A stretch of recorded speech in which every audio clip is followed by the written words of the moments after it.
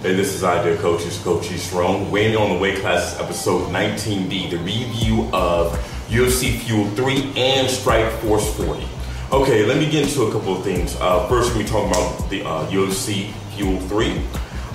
The card overall was okay. It was a decent card. I'm only going to get to the fights that I've actually picked, and that was Donald Cerrone versus Jeremy the Heathen Stevens, and Dustin Poirier versus the Korean Zombie Chan Sung Jung. Sorry about that. First off, let me say this. Donald Cerrone looked pretty good in his fight, but to be honest with you, I couldn't see him losing to Jeremy the Heathen Stevens. I thought that if this was a 5-round fight, he would have been able to finish Jeremy within the 4th round. Overall, it was a pretty good fight. I mean, you know, you saw some crisp striking from the Cowboy. Nothing really else to say. I know he's calling out Anthony Pettis, which actually makes a lot of sense at this point. I'm surprised they didn't fight back in the WEC days, but hopefully that they'll touch gloves sometime in the near future at the UFC. Other than that, let me get into the main event, which is the Korean Zombie versus Dustin Poirier, and everyone is talking about how great the Korean Zombie is.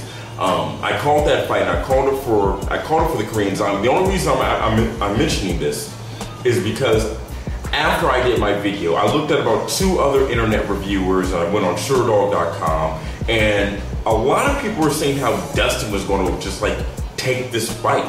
And I think what a lot of people end up doing, they go by statistics and probabilities, you know, through, you know, their striking percentages or takedown percentages and what have you. I think that is a wrong way to analyze mixed martial arts because of all the intangibilities that come with the sport. You know, because you have to look at this, you have all these different varying styles, and certain weight classes are more varied within their fighting styles than others. I mean, take the welterweight division for the UFC. It's primarily wrestlers that are on top for the most part. But you look at something like the middleweight division, I mean, you have more of a mixture as to what challenges are presented to their champion. I'm gonna say this, Dustin Poirier had no business walking in that fight being the favorite whatsoever. I doubt many people actually seen this guy fight. I had a hard time finding footage of this dude because he's been primarily on like Facebook fights and Spike TV fights and just over on the undercard. And I don't understand, you know, yes, he has a pretty good record, but at the same time, I just think that that the Korean Zombie was just too much for him. I would have rather saw a George Rope rematch rather than him going against Diamond Dustin. He looked pretty good, and from my understanding, the Korean Zombie is now training with Team Alpha Male, you know, Chad Mendez and Uriah Faber. I know that those 2 guys have been embarrassed by Jose Aldo, but I'll say this, Chan Sung Jung's cardio looked pretty bad in the 3rd round. I wouldn't say bad, but not championship material. It was good, but it just wasn't on the level of trying to take on Jose Aldo for the belt. Team Alpha Male can make his cardio go up, and they can give the Zombie some insight as to what not to do, but I just don't think it'd be very beneficial for him to have his entire training camp with Team Alpha Male walking into the fight with Jose Aldo. It's a little, there's time between then and when the fight takes place, and also Jose has to get past Koch, which I think everyone's assuming that he will. I am assuming that he will. Other than that, like I said, Diamond Dustin, he's a decent fighter. I just think he was really outmatched and really out of place in this fight.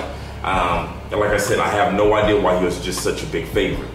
Then we get off to the StrikeForce 40 card. Finally, we get done with the heavyweight Grand Prix, and this ended like no one ever predicted, with the replacement coming in, which is a good thing. I'm gonna get into that in a minute. But one thing I like to start off with the undercard fight, and that is with Jay-Z Cavalcante losing to, man, I'm so sorry if I pronounce his name, Frag or something like that. I'm not looking at my notes right now. I did see the fight, and yes, Jay-Z lost to a split decision in that fight. And I was just thinking, like, you know, ever since this guy had his I believe he tore his ACL back in 2007 or 2008 during the beginning of when Dream was going around. he hasn't come back strong. I mean, he hasn't been the same fighter since that injury, which makes me kind of worry for George St. Pierre, who has a similar injury at this point in time. And I just wonder, is he going to come back, you know, as the same George St. Pierre, or is he going to go more on the lines of Jay-Z at this point? Yeah, like I said, I remember watching the Dream event where the first Shinya Aoki fight ended in a no contest because of a elbow to the back of the neck. The second one saw Shinya Aoki completely nullify Jay-Z's striking game, and you know Jay-Z's more of a striker, and he definitely didn't want to go on the ground with Shinya Aoki. But I was thinking that it was because of Shinya Aoki's, you know, at the time, new striking defense. I think it had to be more about, you know, Cavalcante not being the fighter that he once was. Then we go on to, was it the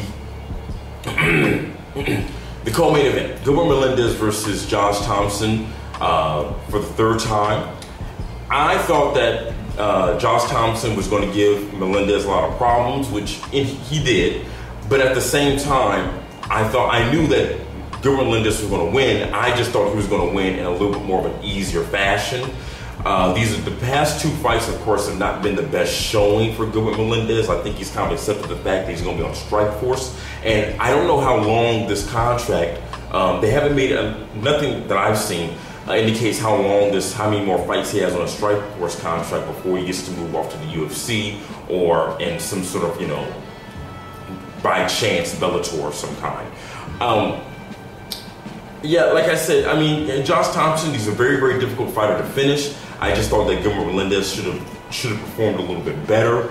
And then not necessarily that he had to finish Josh Thompson. I just don't think that the fight should have been as difficult as it was. But then about the same token, Josh Thompson's fought this guy 2 times. He knows his tricks by now, and it may just be a more difficult.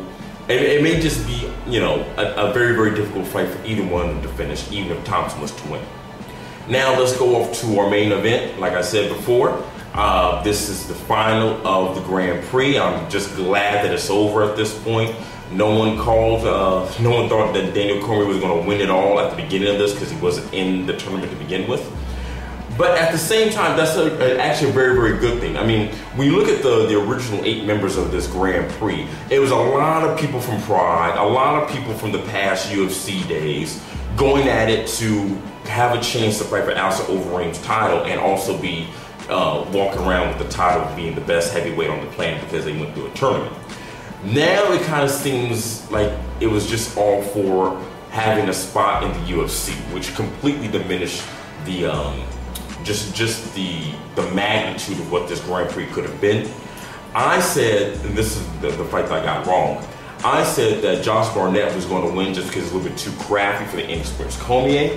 However, Cormier displayed, he was just able to out-slick, out-power, and out-maneuver Josh Barnett at almost every angle.